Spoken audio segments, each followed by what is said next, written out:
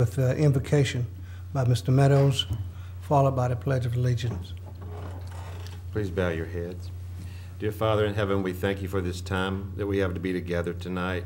Please lead, guide, and direct us so that the decisions we make are in the best interest of the students in our system. In that name we pray. Amen. Amen. Please rise for the pledge. I pledge allegiance to the flag of the United States of America and to the republic for which it stands, one nation, under God, indivisible, with liberty and justice for all.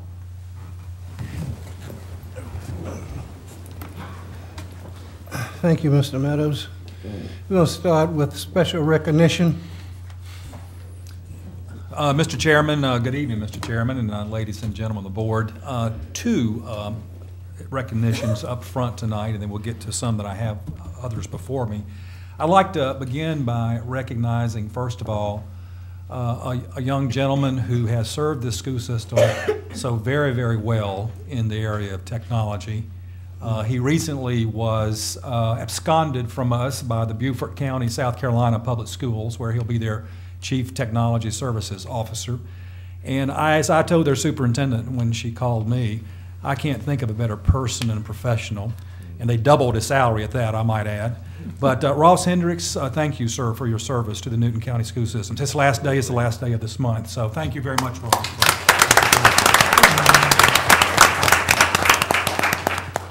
Next, I'd like to recognize Ms. Sis Henry, who's the well-known executive director of the Georgia School Boards Association, and behind her I'll recognize Katrina Young. But first of all, Ms. Henry. Ms. Henry, would you come forward?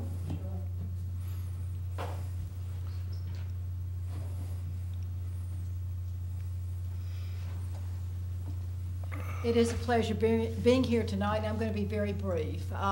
Since I'm here, I was asked to talk with you a little bit about the constitutional amendment. And I'm sure I don't have to share much information about that. I know all of you are aware of the vote in November. Just want to make you aware that we will be holding public awareness sessions all over the state. An email actually went to you, Mr. Johnson, and also to you, Mr. Matthews, in terms of your schedules. We hope you'll attend and hear and gather information about the constitutional amendment. I know that all of you are aware that we've been cut close to $6 billion, $5 billion plus dollars over the last 6 years in public education. And we're very much concerned about the funding implications of this vote, as well as setting up a dual school system in Georgia. One that will actually be run by local school boards and one run by the state. So do hope we'll see you there, and thank you for the opportunity to share a little bit of information. Thank you. Thank you, Ms. Henry. And board members, I will be getting you additional specific information about the information sessions that we have been invited to regarding this whole matter. Katrina Young, I don't know why I said Parker. Katrina Young has been elected recently to the directorship for District 4 of the Georgia School Boards Association. I think we know her, but Ms. Young, glad you're here. Thank you. Thank you all for having me here. And I'm Katrina Young. I'm on the Rockdale County Board of Education, and I'm also District Director 4, which represents Newton County as well. I want to report that we do have 100% membership within all our Georgia School Board Association throughout the state of Georgia, which is 180 school boards collectively. What we're doing is reaching out to see if there's any concerns or any information or feedback that you'd like to provide to us as a district director or to our staff at the Georgia School Board Association. So if you have any issues or concerns, please let me know and we can get that information to you or whatever you need, all right?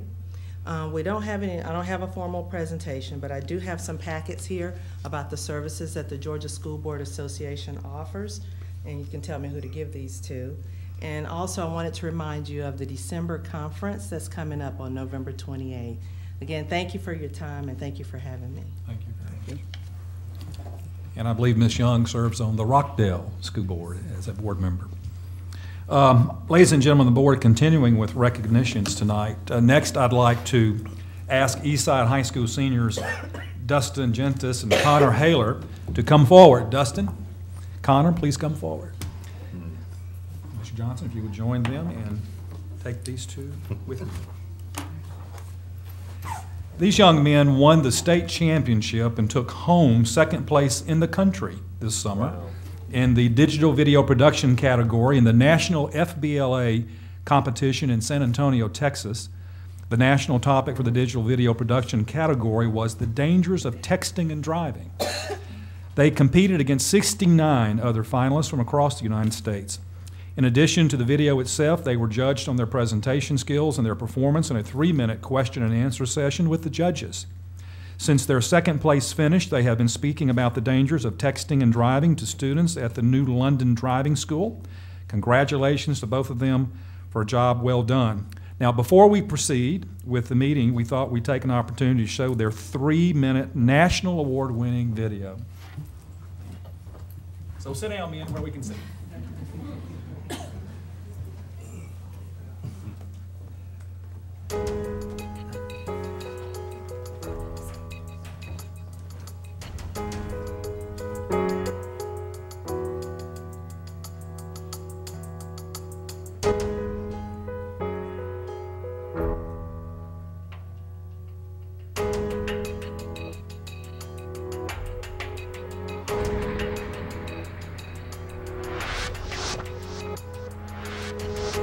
I came here to apologize, even though I know that's not gonna fix anything. All I ever think about now is the shattered lives I've caused. I keep replaying that moment almost every waking thought. The way your mom looked at me after taking her precious son. I knew better not to text while driving, for the most part. I didn't. I assumed since I was only in my subdivision with no other cars around, it was safe. I thought that making good grades, going to church, and staying away from alcohol would be enough to make me a good person. But now I can't even look at myself. And I may be a good person, but my selfishness was enough to destroy your family.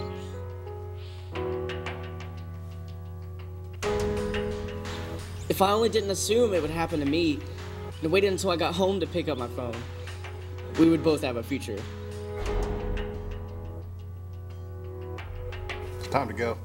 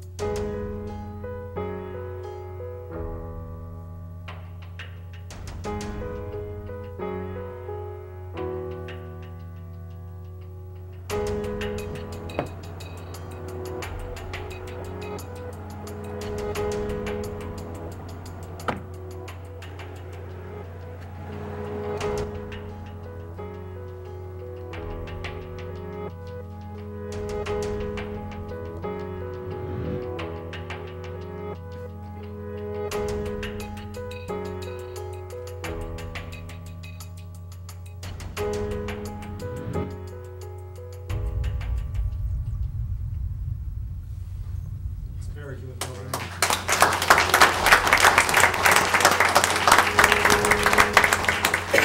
Well done, Dustin and Connor. Very well done, and you make our school system very proud. And I hope some young people all over the country will see this in many, many numbers. Mr. Chairman, you may say something. Thank you, and congratulations again. One last set of recognitions tonight. I'd like to call up members of our Newton County School System Procurement Department. Greg Goins, Procurement Coordinator. Corey Craver, Procurement Specialist. Carolyn Hill, Procurement Clerk. Gary Davis, Property and Inventory Assistant. And Mike Barr, Director of Support Services. Our School Systems Procurement Department has been awarded the prestigious 17th Annual Achievement of Excellence in Procurement Award, AEP, for 2012 from the National Purchasing Institute, or NPI. The award recognizes organizational excellence in procurement by measuring innovation, professionalism, e-procurement, productivity, and leadership attributes of the procurement function. AEP awardees obtain a score 115 out of 130 for Newton County on a rating of standardized criteria. The Newton County School System was one of only 17 school systems in the country to receive the award for 2012. Congratulations to each of you, and thank you for a job well done. You make us very proud.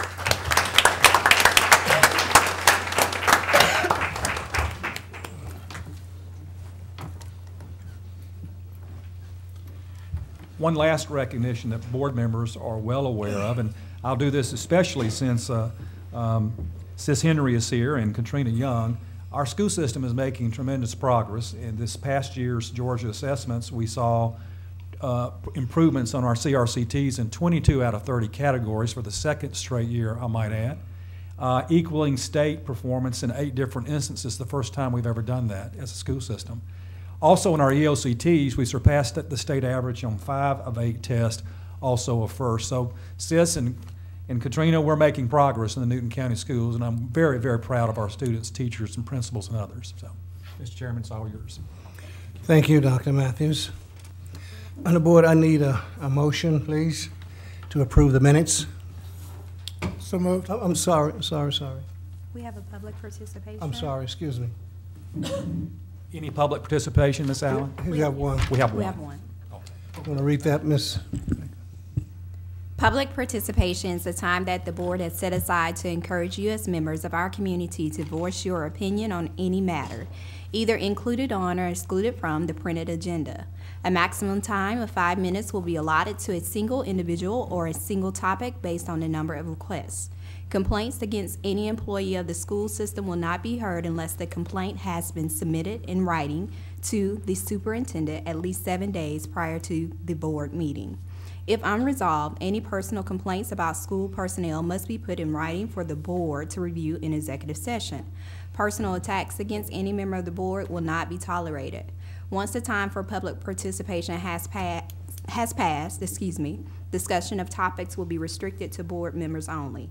Thank you in advance for complying with this request, and I'm sorry, we just have to read that to the person who has public participation because it's about academic excellence, but we just have to read that disclaimer.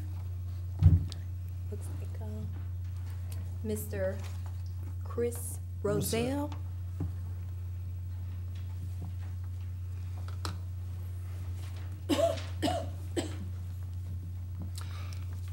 Good evening, Dr. Matthews, Mr. Chairman, members of the board, staff, and members of the public. My name is Chris Roselle. I have come about something that I'm very concerned about, which is academic excellence, and I know that there are a number of students that do very well here.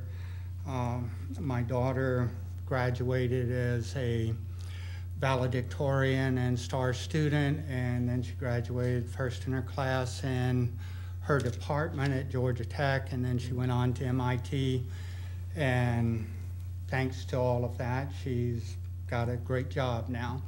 This past year, I went to Georgia Perimeter College, and I went to the Newton campus, and I took the pre-nursing curriculum. There were about 200 students at Newton taking the pre-nursing curriculum. We all, well, the vast majority of us worked very hard, and we learned quite a lot. 100 of us this year, there were 100 in one year and 100 in the other. 100 of us applied to nursing schools, and to my knowledge, 3 of us got in. 3 of us got in after working very, very hard. We had to take a standardized test to get into nursing school. It's called a TEAS. Everybody that I know of did very well on the science part. Everyone had passed the high school graduation tests, so had all the basic skills. However, they did not do well enough on the math part, on the vocabulary part, on the reading part.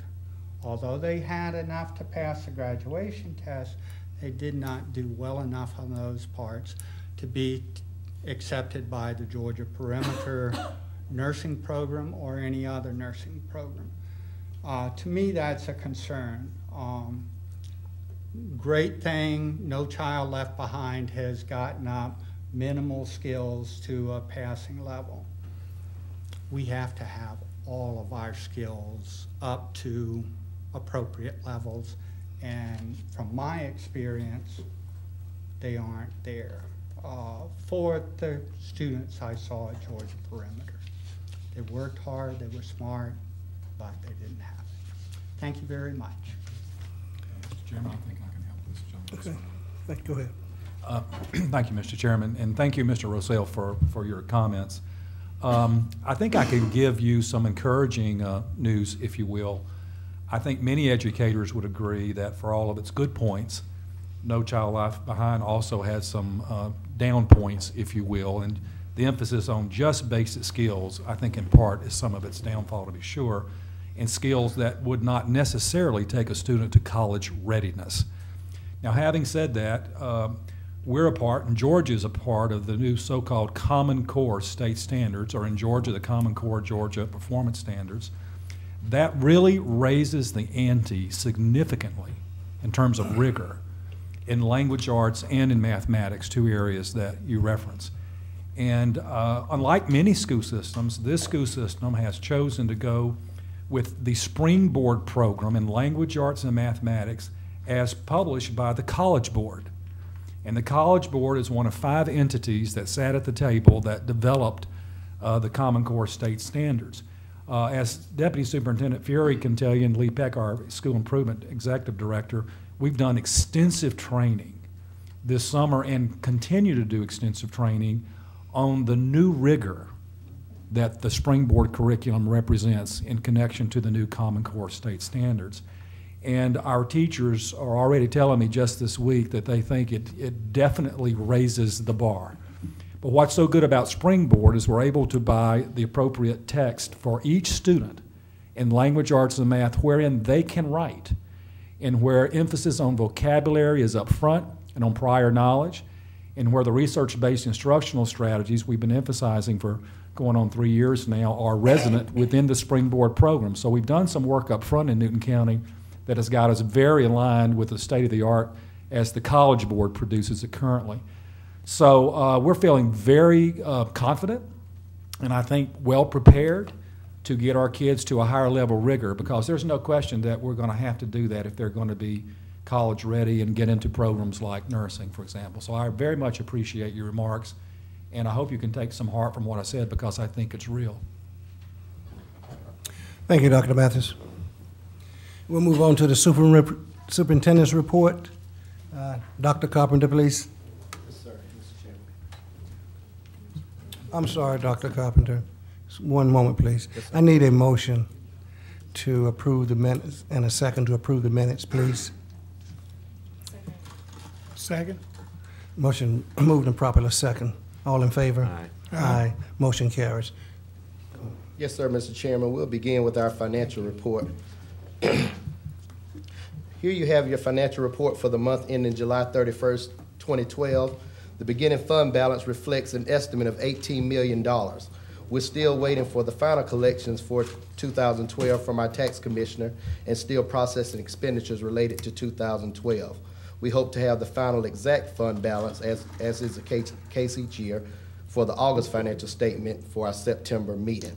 But at this time, it is safe to say that we'll be ending with a fund balance of at least $18 million, having collected more than $3 million more in taxes than we budgeted for FY12. So that's a little bit of good news. That's a big yahoo. If you notice in the top right-hand corner of this report, we've completed 8.33% of the year, and our expenditures are at 1.66% expended. This is because all of our July and August expenses are not high due to the fact that these expenditures do not reflect our obligation to returning employees who are expensed in the year that the services were rendered, which was last year. We will not begin expensing our 10-month employees, and that, of course, that represents the majority of our staff until September.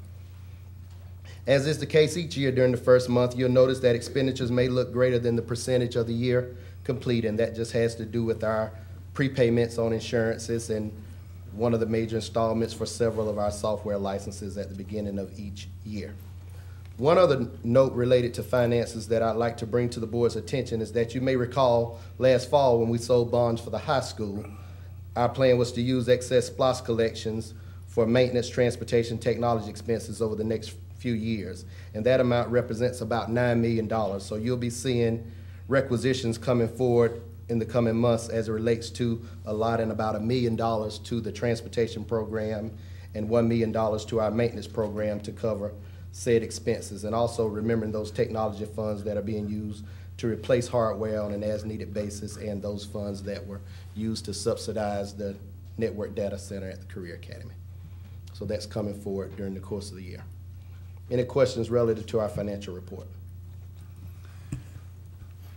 Board members, any comments or questions? Proceed, Dr. One quick comment, Mr. Chairman. And, board members, I have asked Ms. Bullard, our business manager, to update the so-called green sheet, where we give you the 2-year projections out. And this latest improvement in our revenue certainly helps that picture, but you'll get that when she has that produced. Okay, moving over to our operations report, you'll see that our SPLOST collections for July total $911,501. That's a slight decrease of $64,820 from our June collection, but we're still in good shape as we've collected more than $900,000 per month for the last 4 straight months, and that's a pretty good average for our SPLOST 3 collections. Looking at our capital projects, if you haven't had a chance to go out to Newton High School, it's really going well. And we have about 95% of the building slab that's been formed and poured. Overhead plumbing and electrical rough ends continue to be installed, and you'll see our fields coming to completion if you go out as well. So lots of work going out at the Newton High School replacement. Mr. Chairman, those are the only items I'd like to bring attention to unless the board members have any questions. Any questions, board members, comments? Thank you, Dr. Cocker. We go to our curriculum. Ms. Theory, please.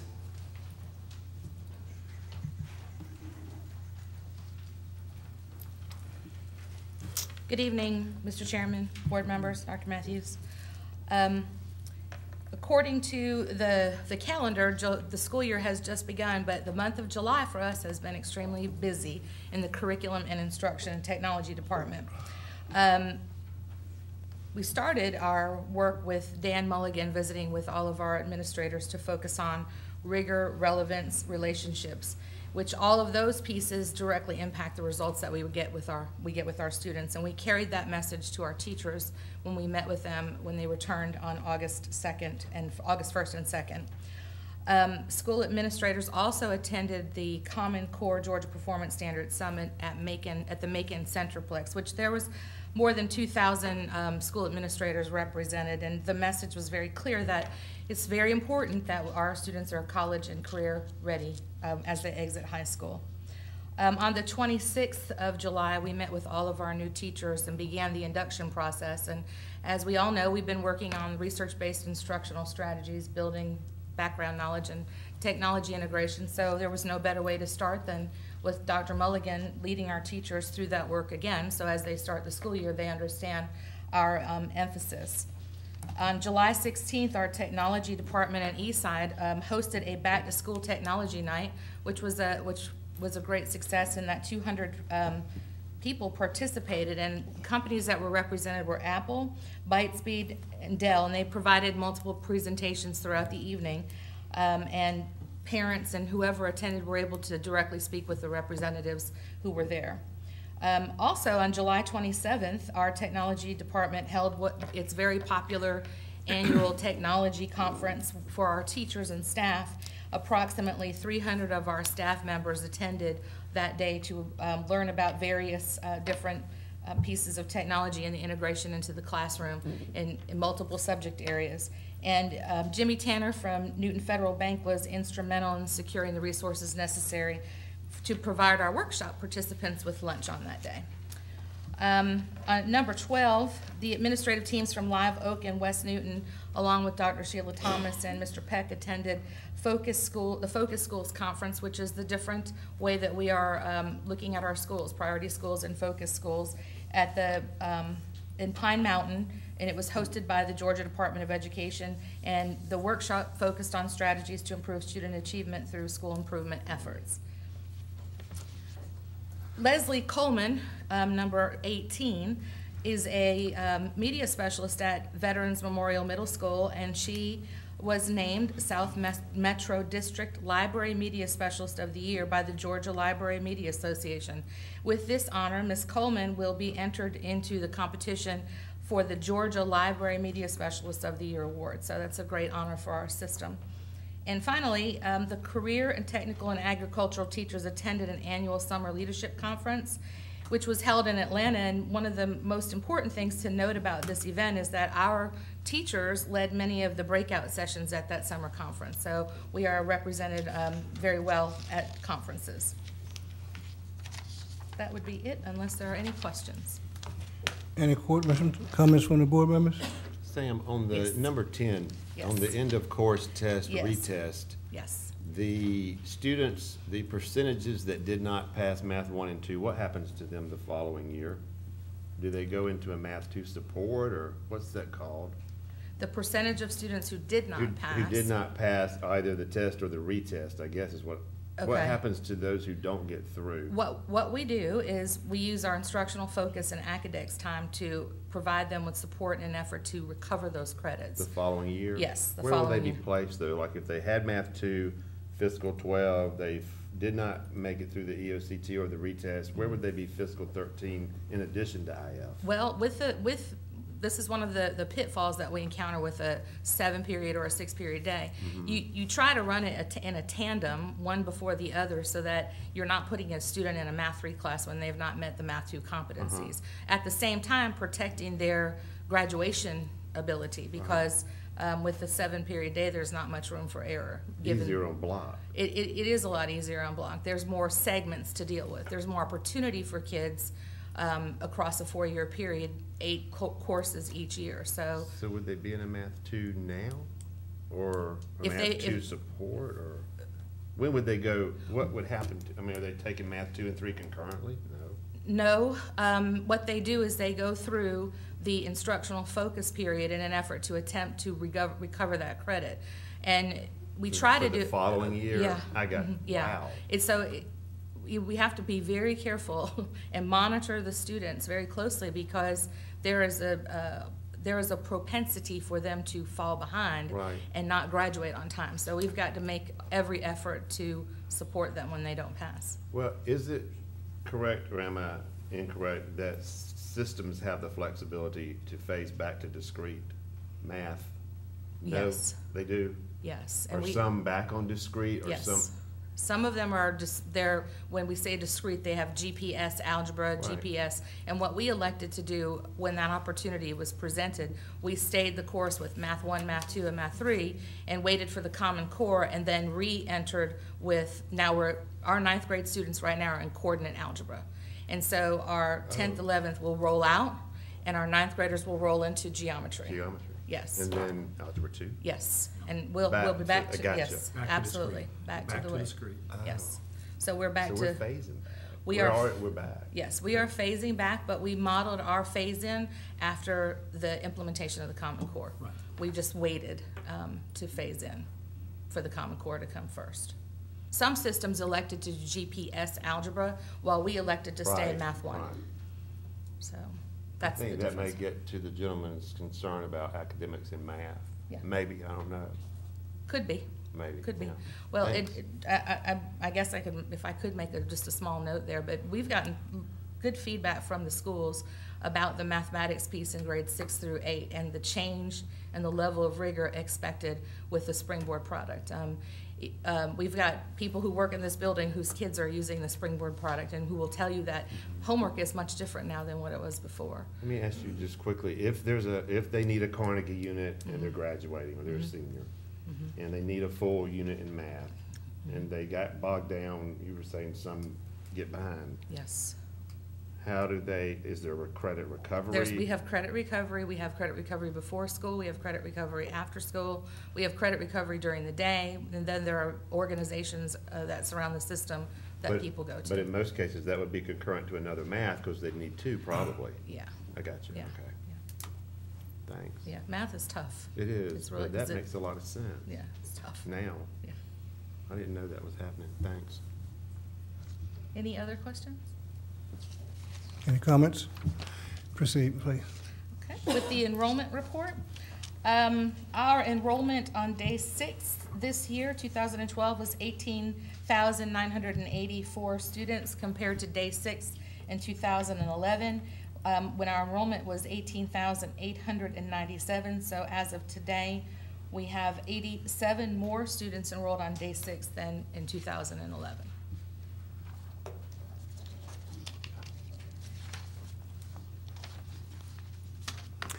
Thank you Thank you. very much. Question about Yep. the enrollment report. Question. The ombudsman Yes? count decreased, so those students went back to their home school. Many of them, yes, went back to their It bases. looks like about half. Yes. Okay. Mhm. And then I had one more question on the enrollment report. When we originally did the sports, where the theme school would go back into their zone school, I asked for like a count of how many students kind of did that and were To my knowledge, just one. just one. Just one. Okay. And I believe it was cheerleading. Just one as of today. Just one went to the zone school and tried out, or just one made it? One went and one made. Yes. Okay. Yes. Okay, that's what I wanted to know. Yeah. Thank you. Thank you. Thank you very much. Now we'll go into new business. Item A, and that B and C will be Dr. Carpenter. Yes, sir, Mr. Chairman. We'll begin with a very exciting recommendation for our school system. Since I've been in this role for about 4 years, we've had a lot of conversation about an athletic program. And financially, we were just not able to support such a program.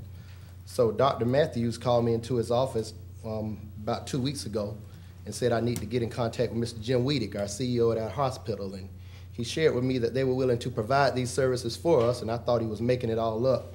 But we come to find out that that is the case, and we're going to make a recommendation tonight to adopt a partnership with Newton Medical Center to provide athletic trainer program for each of our high schools. This recommendation, Mr. Chairman, board members, follows a series of meetings with Newton Medical Center CEO, Mr. Jim Weedick, and various members of his staff, alongside our system administrators and head football coaches.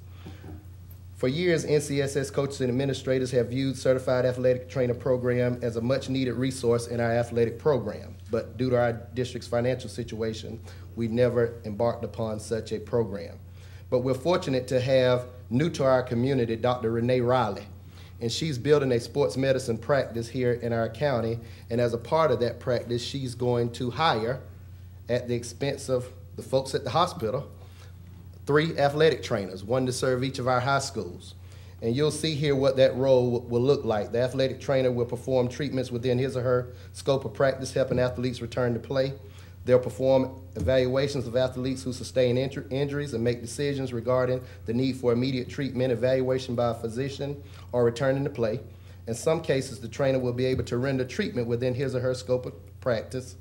If the athletic trainer decides that the athlete needs further evaluation before going into the field of play, they'll offer the Georgia Orthopedics and Sports Medicine office to evaluate the athlete as soon as possible, usually within 24 hours. But of course, the parent does not have to choose this office.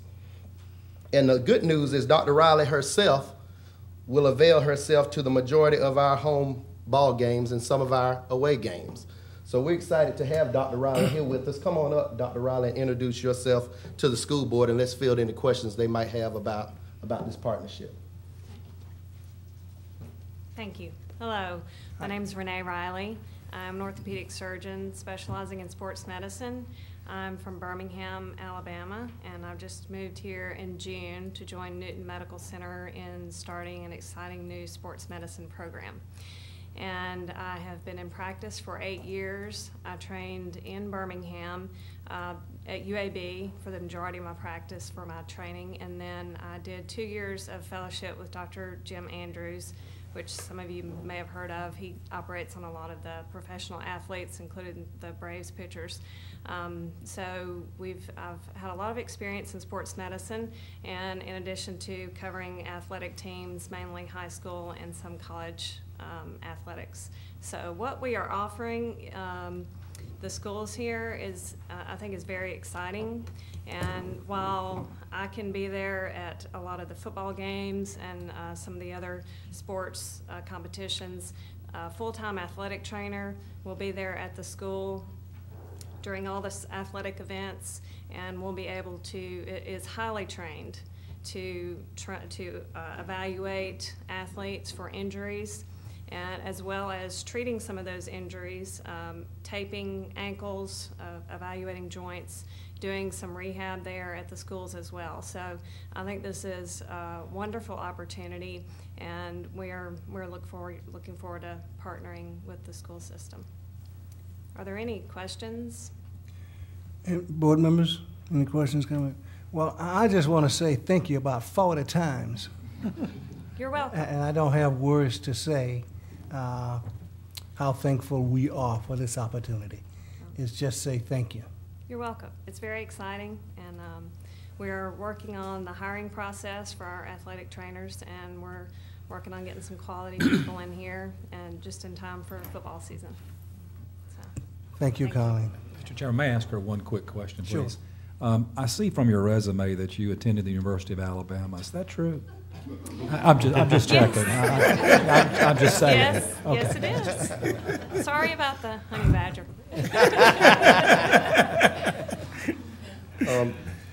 Mr. Chairman, we also have one of our head football coaches and two of our athletic directors, Coach Hoffman and Mr. Burnett and Mr. Curtis. So they're here with us, and they've had an opportunity to take part in these meetings alongside our other ADs and coaches as well. And their only question was, why aren't they starting this afternoon? So they wanted them to start on that afternoon about a week ago. Well, what I'll do is to get this approved very quickly. We have an asterisk on the agenda. We're asking for action tonight. I just have, I hope this doesn't come out negative by any means, but we do have females, they don't play football, basketball. Mm-hmm. Can we get those pulled in? One of the, I'm gonna call them trainers, to attend the games as well for the girls' basketball teams? Oh. They will. Yeah. They will? They will. Fantastic. Oh. Whatever sport happens to be going on at the time, the contact sports take priority. So there is a priority, but the athletic trainer will be there on site. If any other sports, competitions or practices are going on, the athletic trainer will be available. Thank you again. And just to be, Oh, go ahead. no, I was just going to say, just to be clear, they have posted and are advertising for 3 athletic trainers, one to serve each of our 3 high schools. So each high school will have their own trainer. Of course, when we get into the spring, we have multiple sports going on, and our home sports would take precedence. But let's say that we're having basketball practice in the gym. Each coach has the contact information, and we have a problem out on the softball field. That trainer can get out from basketball and go over to the softball field. So they're covering, that trainer's responsible for that school, knowing the athletes, knowing what's going on and that kind of thing, knowing the injuries. Well, I'll tell you, it's encouraging. Very I'm much so. lost for words, but I'm gonna do exactly what I said. I'm gonna get this passed through quickly. Okay. All in favor of this? Can I get a motion So moved. and a quick second, please? So moved. All in favor? Aye. Ayes have it. Thank you.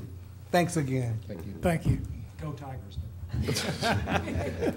Okay, moving on to item B, we have the renewal of our beverage agreement with Coca-Cola, and this is an agreement very similar to the agreement we've signed in recent years. You see the stipulations there, and the same pieces are there, the $30,000 in product, athletic equipment, the provision for Teacher of the Year plaques, and those things that are offered to the district by Coca-Cola. But the superintendent recommends the approval of an annual renewable beverage agreement with Coca-Cola Refreshments of Decatur, Georgia, effective August 22nd, 2012. Any questions about item B? Okay, no questions. Next item, Dr. Carpenter.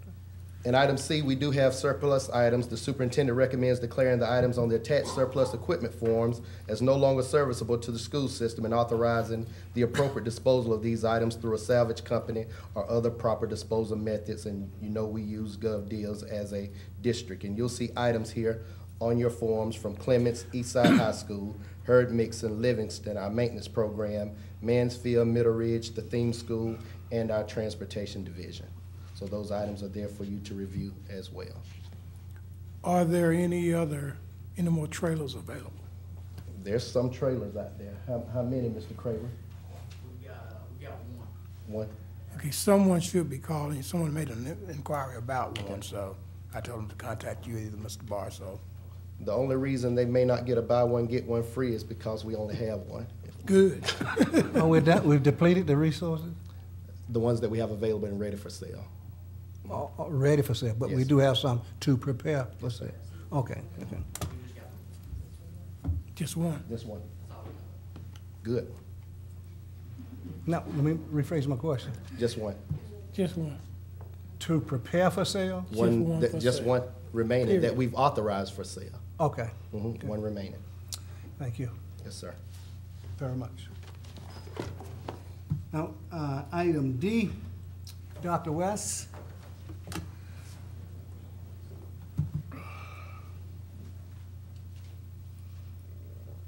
Good evening. Good evening. Mr. Chairman, board members, Dr. Matthews.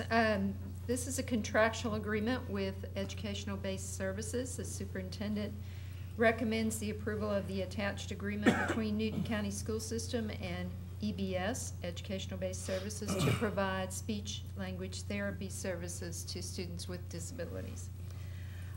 We do provide those services to students through both contractual agreements with agencies and with direct hires for SLPs. Right now, we have approximately 24 speech therapists, and I believe 10 of those are on contract, and the others are direct hires. Any questions from any of the board members, comments? Thank you. Thank you very much, Dr. West. Item E, Dr. Thomas, please. Good evening, Mr. Chairman, Dr. Matthews, ladies and gentlemen of the board. The superintendent recommends the approval of the flexible learning program plans and the budget items for Live Oak Elementary, West Newton Elementary, and Challenge Charter Academy. As a requirement of the Elementary and Secondary Education Act, under the Title I provision, schools identified as priority and/or focus status must develop and implement a flexible learning program effective the 2012-2013 school year. A priority school is defined as a school among the lowest 5% of Title I schools in the state, having demonstrated a lack of progress on the state-mandated assessment for all students and/or having a graduation rate less than 60% over 2 years. Challenge Charter Academy was identified as a priority school. A focus school is a Title I school that is among the 10% in the state that has the largest within-school gaps between the highest performing subgroup and lowest performing subgroup, or at the high school level has the largest within-school gap in the graduation rate. Live Oak and West Newton Elementary Schools are designated as focus schools. Each of these schools are required to develop a flexible learning program which offers additional academic services beyond the normal school hours in the subject areas of needed student improvement. Attached, you will see the flexible learning plans for all 3 schools for your review.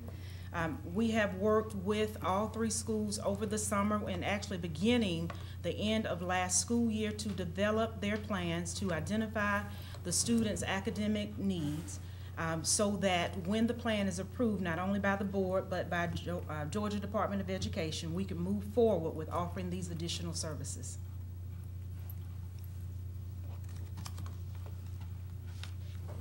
One side note, both West Newton and Live Oak showed progress in last year's state assessment, so we're optimistic, as I've said in some of the media, that they will turn it around. Yes. Any other questions or comment on this particular item from the board members? Thank you, Dr. Bell. Item F, Dr. Sadiq. Good evening. Good Good evening. Dr. Matthews, Mr. Chairman, ladies and gentlemen of the board. Item F deals with a bid for the infrastructure of the new Newton High School. The superintendent recommends acceptance of the bid for the construction of technology infrastructure at the new Newton High School to Infinity Network Solutions of $775,990. The original bid was advertised according to state requirements and was advertised according to the USAC E-rate requirements. Due to the size and scope of this new building, there will be more technology infrastructure than anything else we have done so far.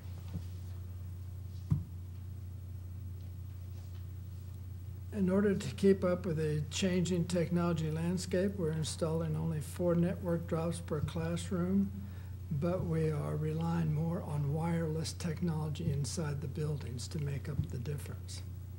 We will be providing 10 gigabit backbone from the school back to the central office, and we will be providing 1 gigabit connectivity to the desktop computer. This will allow for increased speed as well as increased use of internet resources and online testing. I would like to add that the E-rate program is providing us a reimbursement of $406,038.90. As a result, the cost of it for the Newton County School System will be $369,951.10. This cost will be paid for out of the capital projects budget.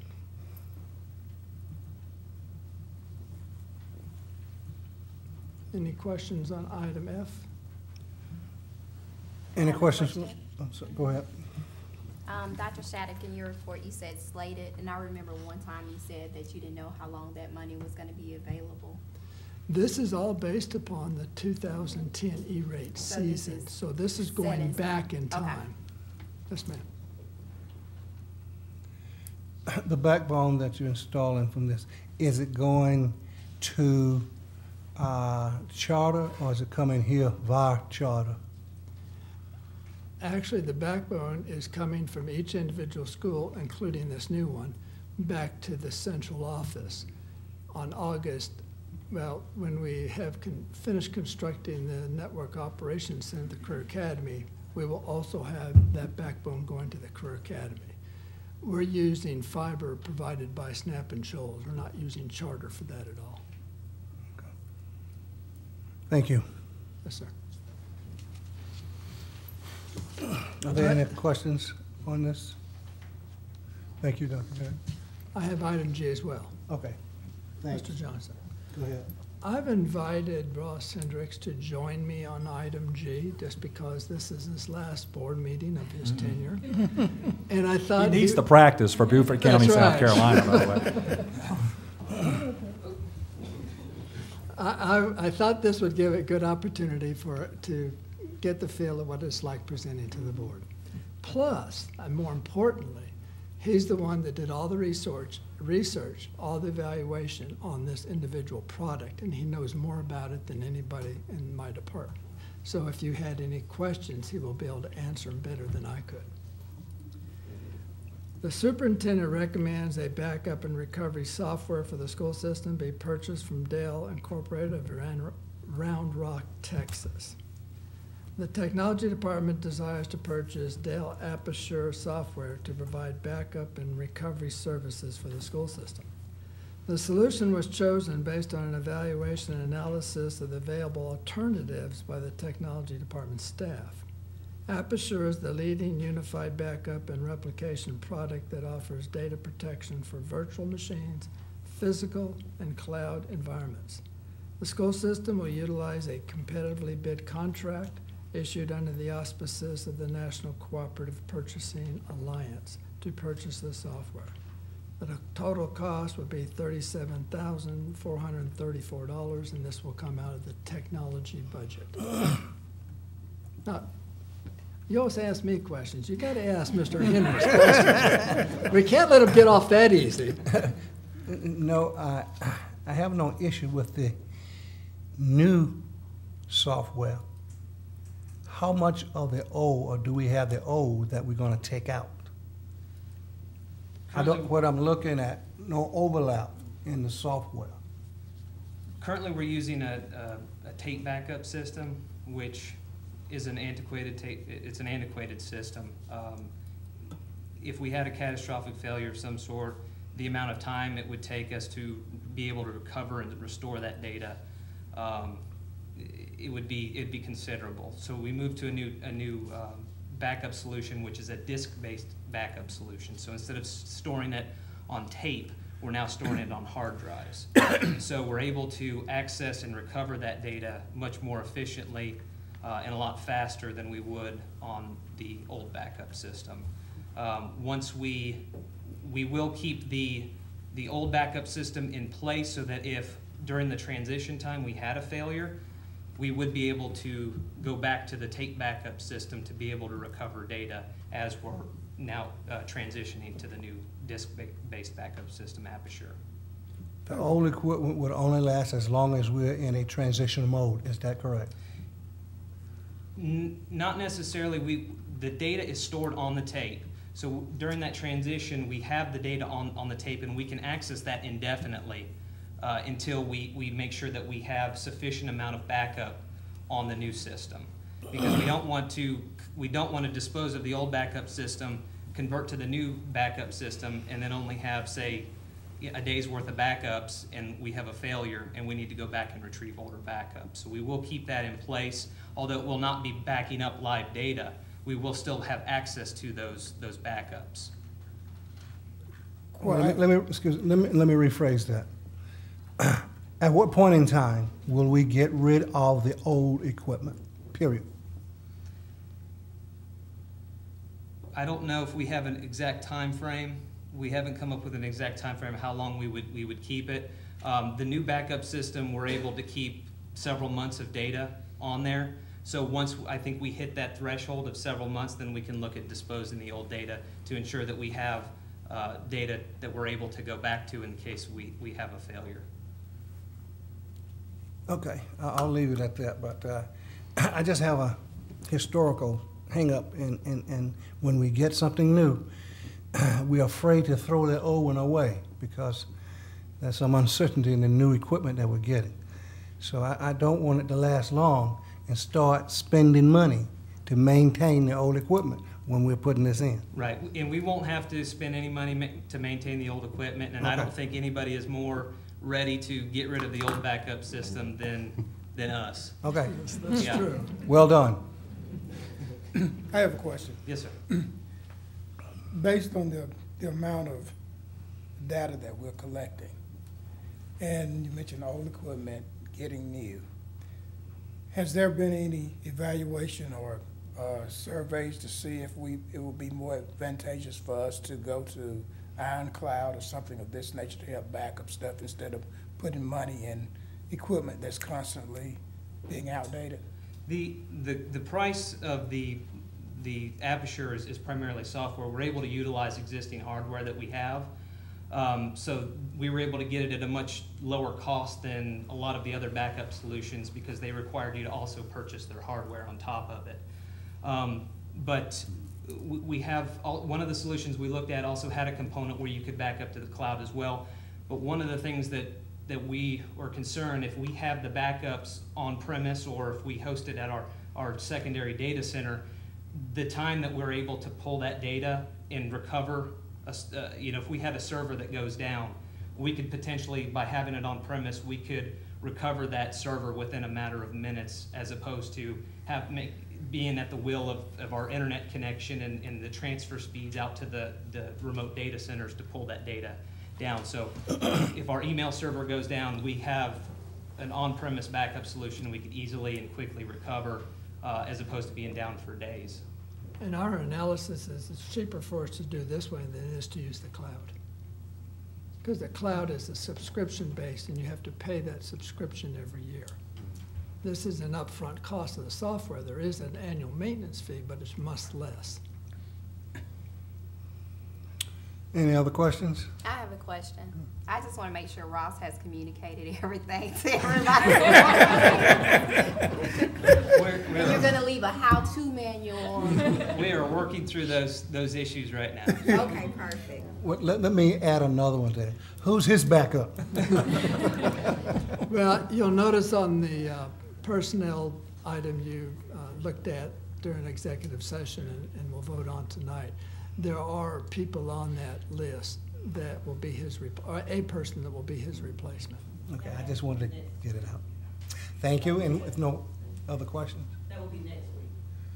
Next week? 21st. Yeah, it wasn't on tonight. Excuse me. It's coming up. I misspoke. If no other questions, thank you very much. Thank you. You did pretty well, Ross. Dr. Matthews. Thank you, Mr. Chairman. Ladies and gentlemen of the board, looking at this next item, the recommendation is that following review and discussion of the upcoming training sessions, and this board has looked at this matter before, provided by Griffin Risa for local board training for 12-13, as your superintendent, I am recommending approval of a completed local board training per state law. You've already indicated to me that we could do a 3-hour whole board training session, I believe, in November. Ms. Allen, at Griffin Reese, I think the date is November 14th to be exact. So superintendent and all board members will attend that one for that requirement. And then each of our respective board members who sit here tonight will provide you, Ms. Allen, no later than noon Monday, I hope, what will be their remaining 6 hours of state-required training to go along with the law related to local board training. So each of them will do that, so that when we come to this dais on Tuesday of the coming week, we will have a plan with the 3 hours of whole board training in it, and then each of you with your identified 6 hours additional training or more to convey to the state prior to the deadline of the 1st of September. So this is just a work session tonight, and you can vote on the final plan this coming Tuesday.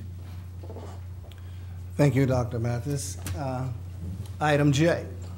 Thank you, Mr. Chairman. I respectfully recommend approval of the items presented in executive session tonight. I need a motion on item J. So moved. All in favor? Aye. Motion carries.